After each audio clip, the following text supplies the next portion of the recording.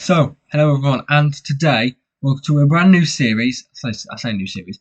We did only do 2 other videos on this channel, but that's despite my laziness. Today we'll kick off with a series of our formatted videos about films. Obviously, I would hope you'd figure that out by now. And to start with, we go MCU, Marvel, and today we're talking about. So to kick things off, I'm just going to go through the basic premise of what the film is about. Let's get off. Yeah, we're good.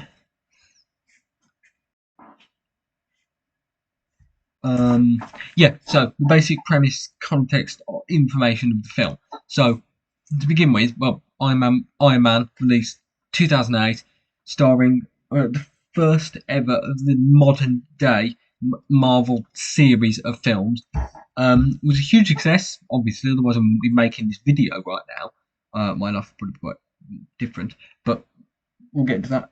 And yeah, started off this whole series released in 2008, directed by Jon Favreau, and yeah, starring Robert Downey Jr. after, which was, I'll admit, I say, like, I know about this.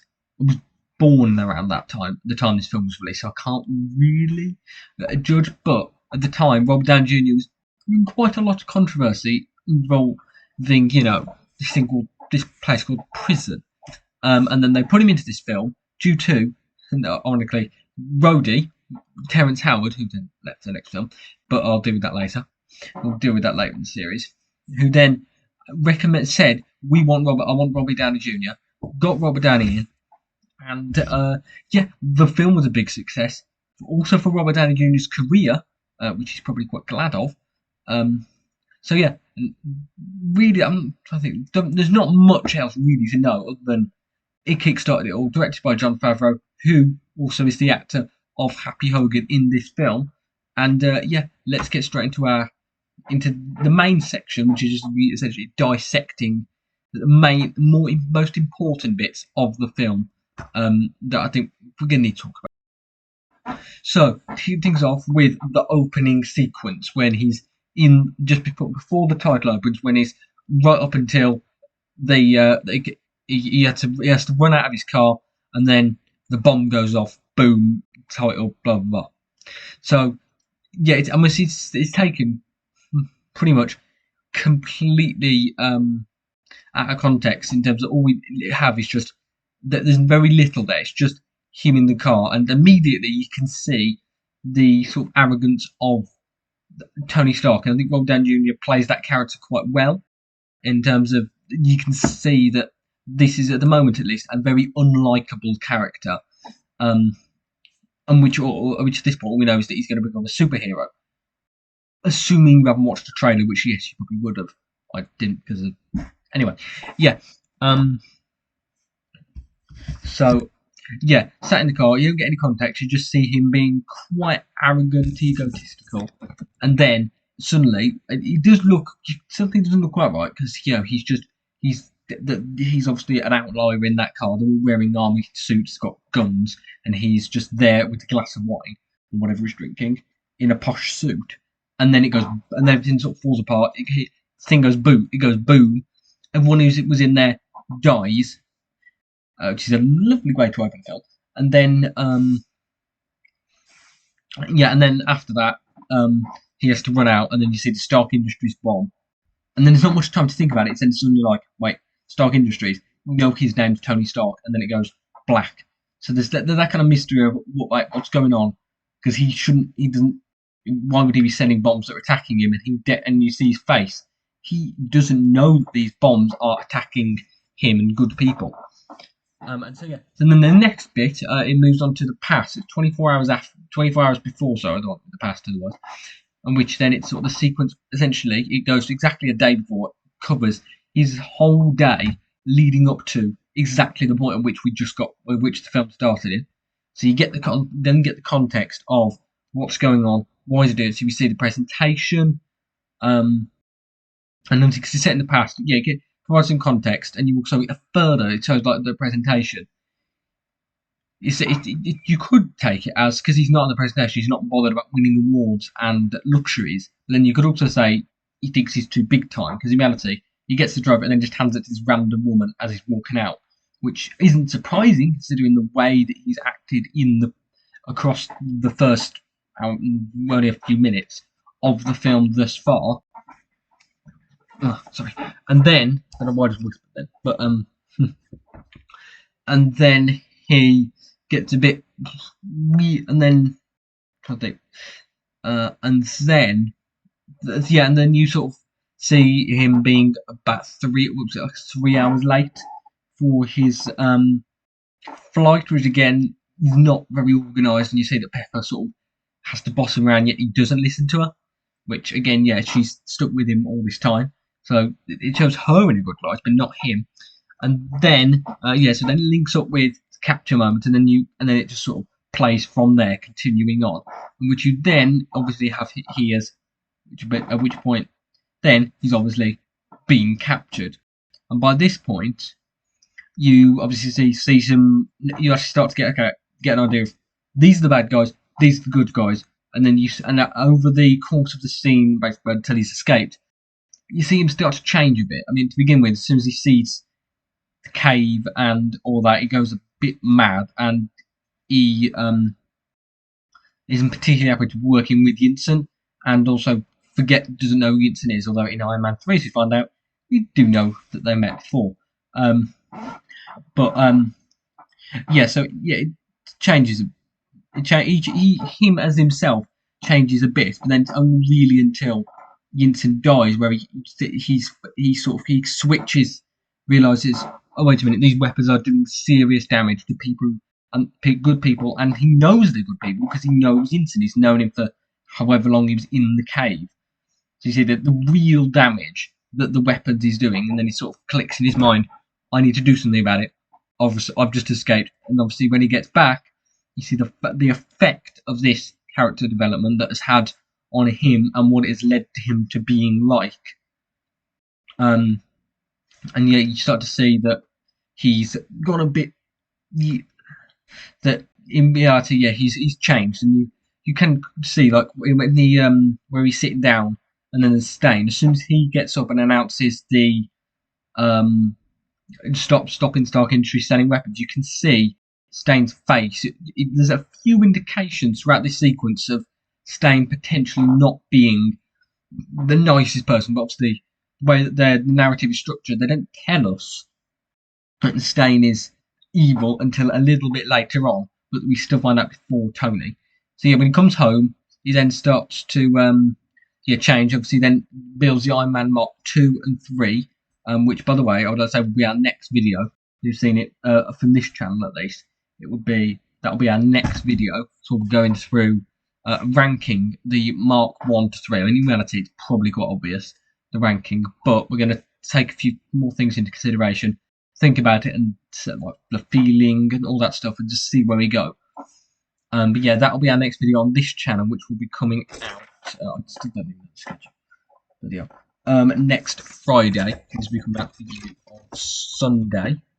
And yeah, so yeah, it builds these suits. And then you start to see he goes back to what the issue was, where he came from, and you actually start to see the good part of him. Obviously, up to that point, we hadn't really seen him being responsible at all. We've just seen him being arrogant, and then the switch, and you really can see the nice side of Tony Stark, and realise the change that the effect that his experiences had on him.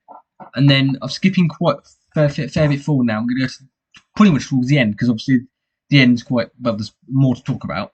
When you get to the point of Stain being revealed as a villain, but when he gets out of that car and you hear all the in the camp after Tony's gone in again, Stain gets out of the car, he sort of sees the body shot, and then closes the door, and then it's him, and that's the revelation. But then obviously there's more, because you then think, wait, what's Stain got to do? Because there's no context of Stain himself, the connection. But then later on, right afterwards, he says, right, let's clear up here, and then shoots all the people. start to really understand. You start to feel that Tony's like working really closely to Stain, and Stain, after Tony's attacked, Tony's a villain.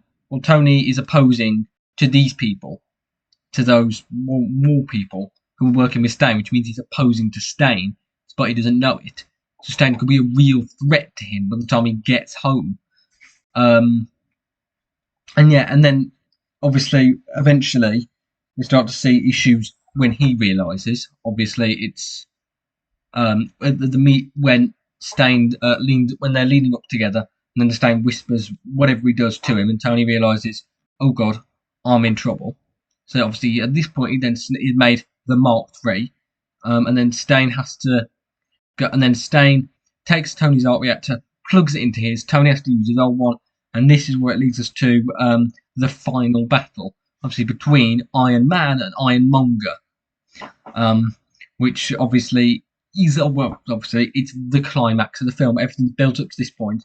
Tony has come a long way since then. Stain, he hasn't changed at all, but our understanding of Stain has changed a lot as well to be the peak sort of. Now Tony has gone from very sort of hatred to peak liking as being a hero, and Stain has sort of gone the opposite, between being someone actually seemed quite trusted within Stark Industries to being like, oh wait, no, this guy wants to murder people.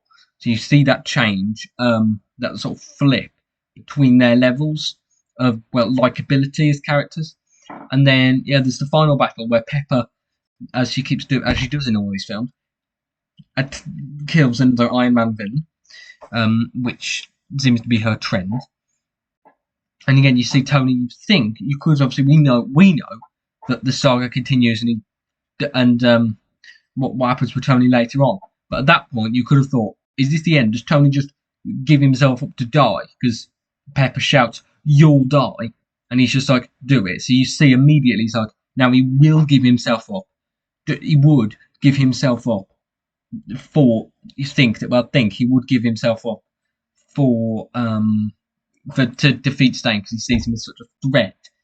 And then Stain gets rid of, and there's the one thing as well, the final scene, the I am Iron Man, which obviously is probably the most famous quote from any of these films.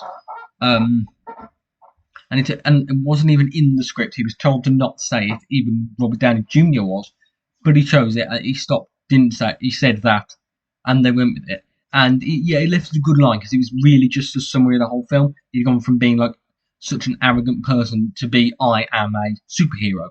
So that change in him. And then also something I want to talk about in each of these films, because they've all got, I think they all have anyway. Obviously, TV shows will be a bit different. They've all got a post-credit scene. In